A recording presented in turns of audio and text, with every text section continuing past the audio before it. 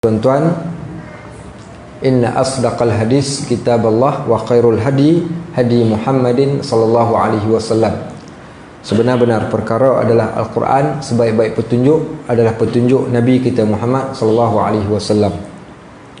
Sabda Nabi sallallahu alaihi wasallam, majtama'a qaumun min baitin min buyutillah. Takkan berkumpul mana-mana orang manusia di dalam rumah-rumah Allah. Yatluna kitab Allah, mereka membacakan ayat-ayat Al-Quran. Wa yatadarasunahu. Kalimah tadarus kat sini ada dua maksud. Yang pertama iaitu mereka membaca Al-Quran sesama mereka. Yang kedua, makna tadarus di sini mereka mempelajari ilmu-ilmu yang datang daripada Al-Quran. So Nabi sallallahu alaihi wasallam sebut di antara tabiat orang yang datang di rumah-rumah Allah, yatluna kitab Allah, mereka membaca Al-Quran. Yang kedua, wa yatadarasunahu, mereka mempelajari ilmu-ilmu yang datang daripada Al-Quran. Dan saya kira asas ini sentiasa berjalan. Tapi wallahu alam, saya selalu tegur, terutamanya di masjid-masjid, kalau bukan surau. Tabiat orang kita yang menjadikan masjid dan surau ini kadang-kala sebagai tempat merehatkan diri juga okey. Tetapi malangnya bila mereka tidak menggunakan masjid dan surau ini di antara tempat untuk mereka memperbanyakkan membaca ayat-ayat Al-Quran. Sebagaimana satu riwayat daripada Anas bin Malik radhiyallahu an. Anas bin Malik kata ada satu ayat dalam surah As-Sajdah yang kita duk baca pada pagi Jumaat. Ayat setelah imam sujud, imam naik balik, apa ayat yang kita baca? Siapa hafal?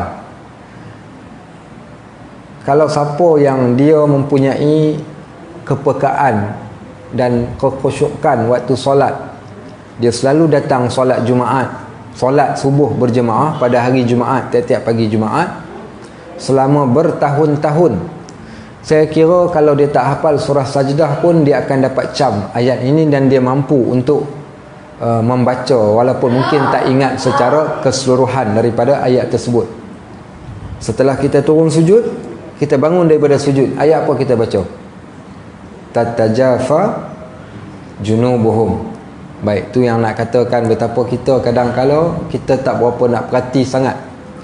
Ayat ni ayat yang simple, bukan sekadar simple, bahkan ayat yang amat menakjubkan dari segi maksud maknanya, bahkan pada susunan ayat yang amat cantik.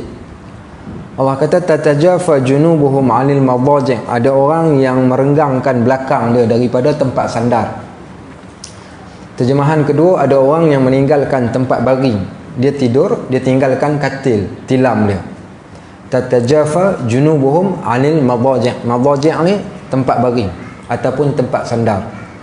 Yad'una rabbahum khaufan wa tama'an. Mereka bangun untuk berdoa, terjemahan pertama. Kalimah yad'una rabbahum, terjemahan kedua adalah mereka melakukan ibadat, iaitu solat. Kerana as-salatu lughatan ad-du'a. Solat itu dari segi bahasanya adalah ad-du'a. Khaufan, mereka beribadat sebab kerana takut, wa tama'an, dan disebabkan kerana tamakkan kepada ganjaran pahala. Anas bin Malik ni seorang sahabat. Dia ni seorang sahabat yang dia jadi khadam pada Nabi waktu usia 9 tahun. Waktu ketika Nabi SAW wafat, dia berusia 20 tahun. Sekitar 11 tahun dia jadi khadam kepada Nabi SAW.